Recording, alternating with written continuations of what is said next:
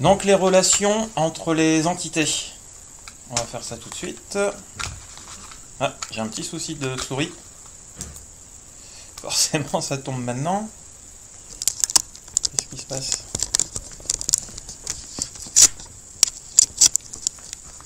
Voilà, ok. Problème technique.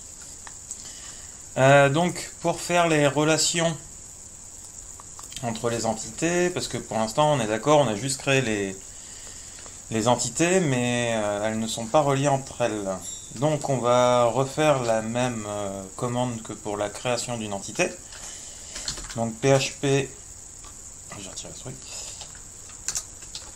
bin/console make entity. Il va nous demander sur quelle table on veut bosser. Donc là, ça va être article. Donc ok, elle existe bien. New propriety name. Donc ce sera user. Est-ce qu'on lui met un S? Mais oui, parce qu'autrement, non. Non, non. Pas de S, autrement il va nous...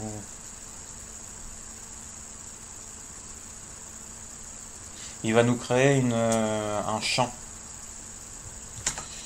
User. Et là, voilà. Il nous demande... bon, si on veut que ce soit un string ou un booléen ou un integer, on va taper point d'interrogation. Et on voit ici, si je remonte, tout de suite, il nous propose des relations. Many to one to many, many to many, one to one. Si vous savez exactement ce que vous voulez, vous pouvez le taper directement. Là, on ne sait pas trop, on préfère un assistant. Donc, on va juste lui dire relation. Il nous demande sur quelle classe on veut avoir cette relation. Donc, nous, c'est user. La table user. Donc là, il nous demande pour chaque article, est-ce que chaque article est relié à un seul utilisateur? Est-ce que chaque utilisateur a plusieurs articles?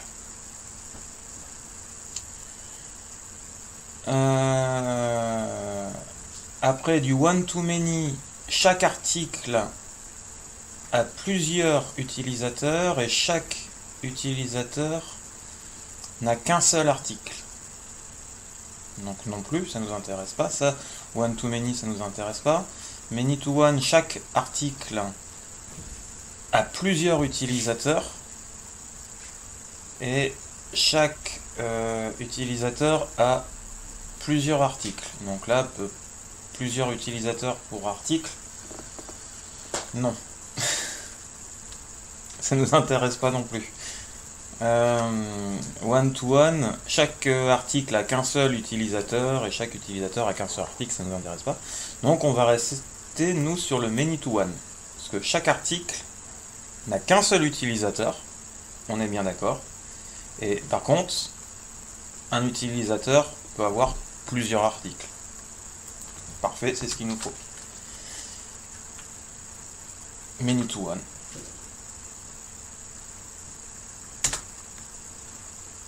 Ok. Là, il nous dit...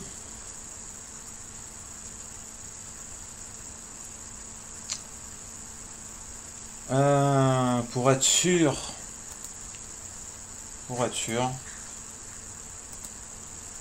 Traduction.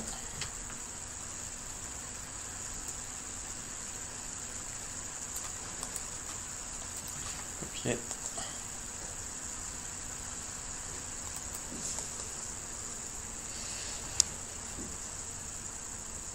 Est-ce que cette propriété article est-elle autorisée à être nulle? Non. Non, il met oui par défaut, mais non.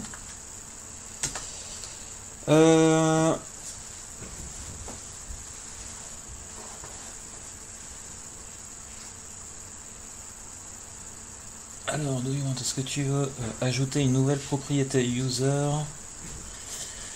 dans article? Oui, ça, super intéressant. En gros, ce que ça veut dire, là en plus, il nous dit user flash get article. Ça voudra dire, en gros, si on va aller sur un utilisateur, on va pouvoir voir ces articles qu'il a mis en ligne. Donc ça, oui, ça nous intéresse. C'est oui par défaut, ça tombe bien. Ok. Alors, là il nous dit, est-ce qu'on va renommer dans la table user un champ qui va s'appeler article pour relier les ID? Oui, c'est assez parlant, c'est parfait.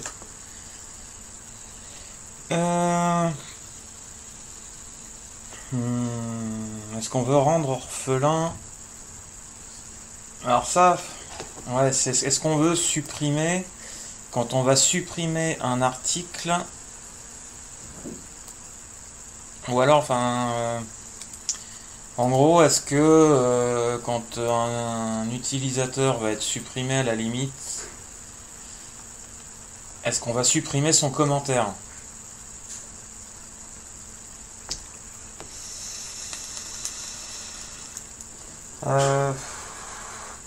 Ça, c'est à vous de voir.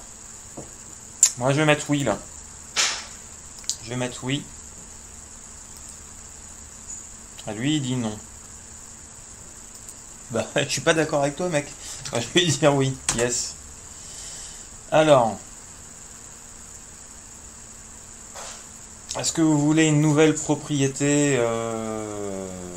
Non. Non, c'est bon. Qu'est-ce que ça nous...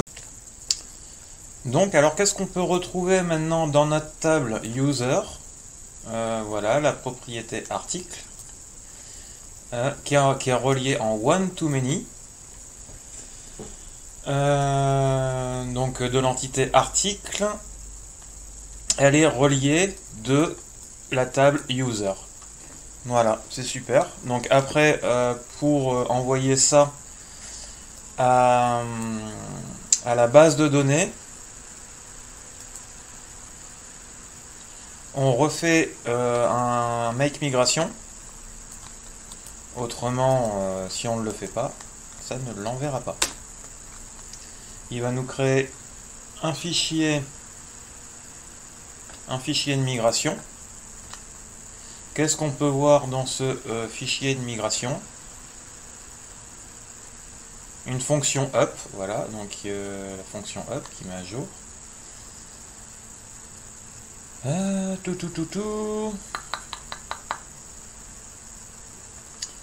Alter table add, voilà, user ID, donc il nous a rajouté un champ user ID pour le relier avec le user. Voilà. Ce que du moins je peux expliquer qu'elle est reliée à la table donc article et user ID. Bon, ça ouais, ça nous a juste créé un champ user ID. Là où ça va être plus parlant, bon bah enfin là où c'est plus parlant déjà, c'est qu'on voit directement ici dans l'ORM qu'elle est one to many avec user. Donc là j'ai fait la migration. On va pouvoir envoyer tout ça à la base de données. Migration, migrate. Est-ce qu'on est sûr de vouloir faire les modifications? Oui. Vous voyez, hein, chaque fois qu'on fait une migration, ça le rajoute ici dans les fichiers migration. Et j'avais fait une erreur une fois, ça m'est arrivé de supprimer des versions de migration. Et quand on bosse sur Git à plusieurs, et qu'on a chacun notre branche, quand on veut refaire des migrations, parce qu'on a ajouté des champs, fait des modifications, peu importe, ne pas faire. Ne pas supprimer les fichiers de migration, parce que ça peut vraiment foutre le bazar, fortement. Voilà. On va aller voir ça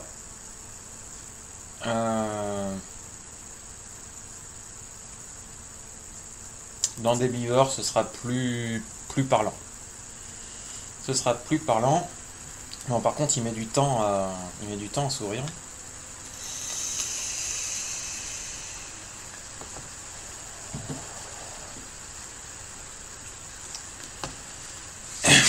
Donc là, on a fait la table user qui est reliée à article. On pourra après passer à commentaires.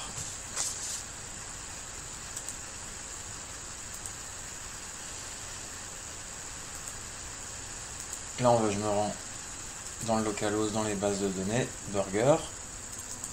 On l'ouvre. J'ai les propriétés et le diagramme. Donc, on va remettre ça un petit peu en forme.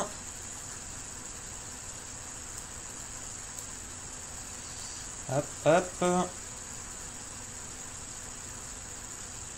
Article bien au milieu.